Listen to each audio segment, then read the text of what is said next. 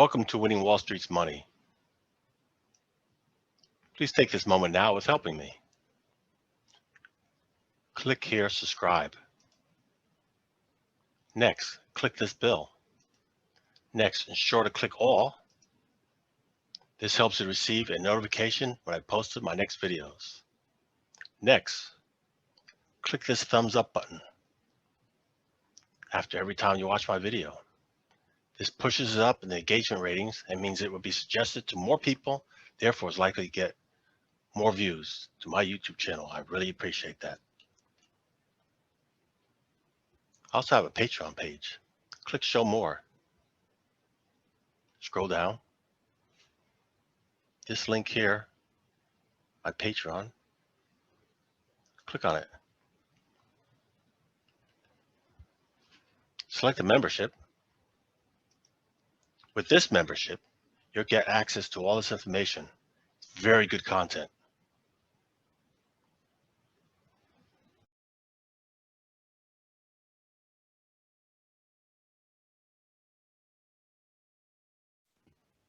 Wednesday, October 27th, 4:23 p.m. New York time. The equity markets are closed. I did a day trade this morning. It was a bearish day trade. I was looking for prices to decline. I put a trade on at 9:32 a.m.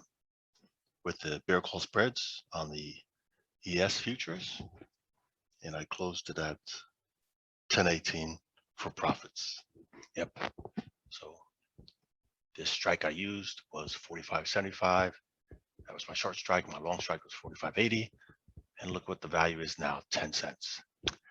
When I put the trade on, it was 170. So if I stayed in longer, I could have made a lot more money, but I'm a happy camper. I closed it for profit. That's what counts. Let's go look at the charts now. And these were expired today, shortly. The futures close at 5. All right, now we're looking at the grids.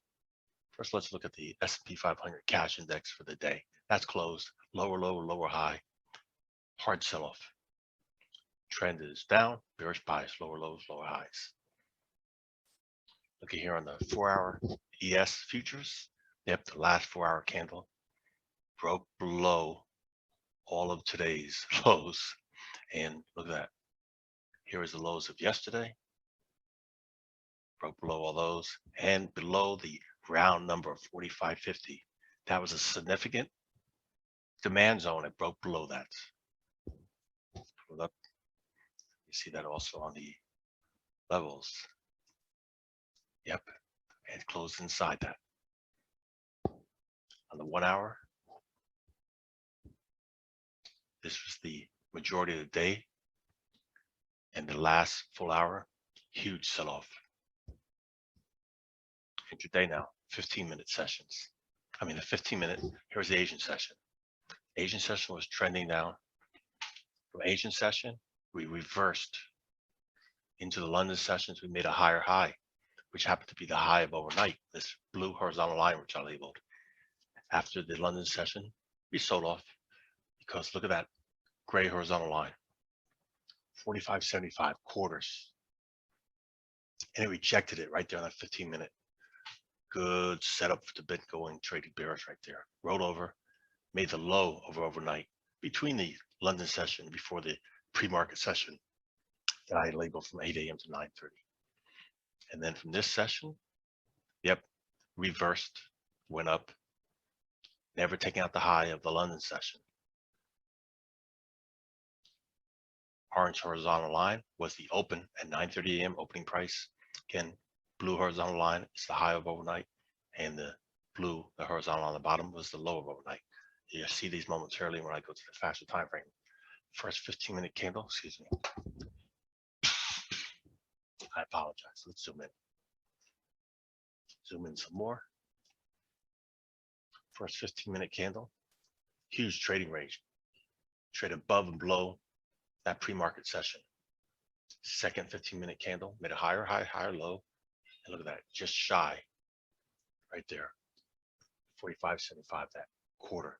That third 15-minute candle, tested the high of the overnight, that blue horizontal line, rejected it, and also rejected it below the 45.75. So that shows that was a supply zone. Sellers are there. So if it comes to retest, which I happen to do, would have been a potential trade idea to trade bearish there.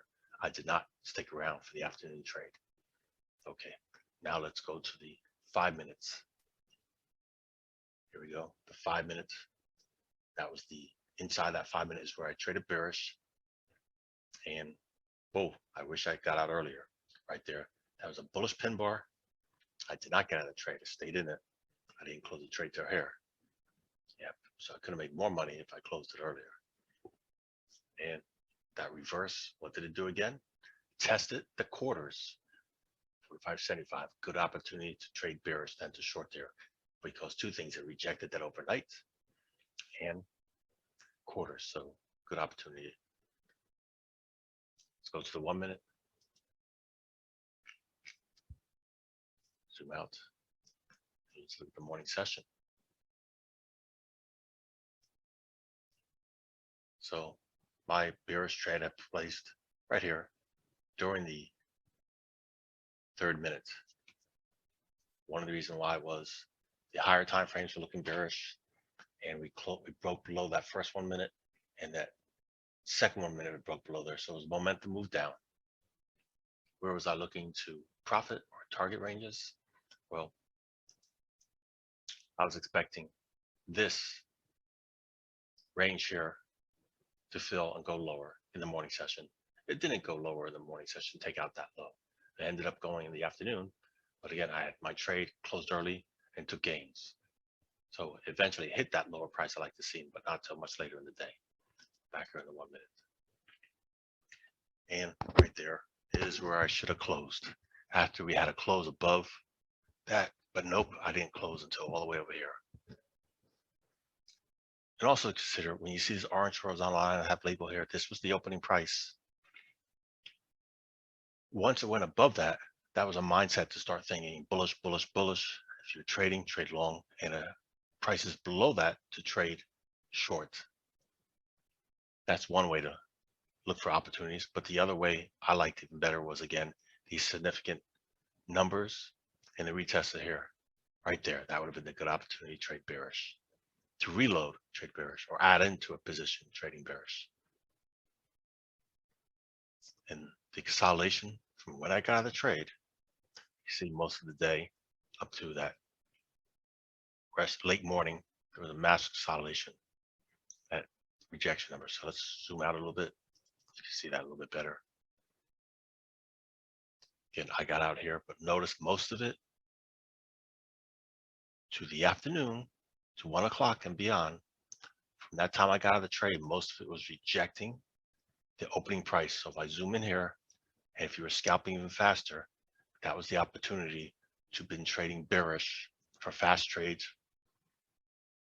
Rejected it there, rejected it there, rejected there, and finally broke above it. So definitely look at these consolidations faster intraday. And then what happened when we broke above it? Where do you think we're going to run to? We ran to, as one would expect, we run up to the quarters, 45.75, and even tested the overnight lot high. When it shouldn't be surprised that we had a potential retest from here over here. Zoom out again.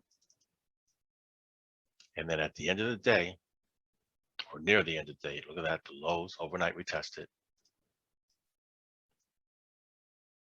45.55, the round number, that is acting as a supply level now of sellers. So what was majority of the daytime, let's put this to the 5 minute, there we go, the 5 minute.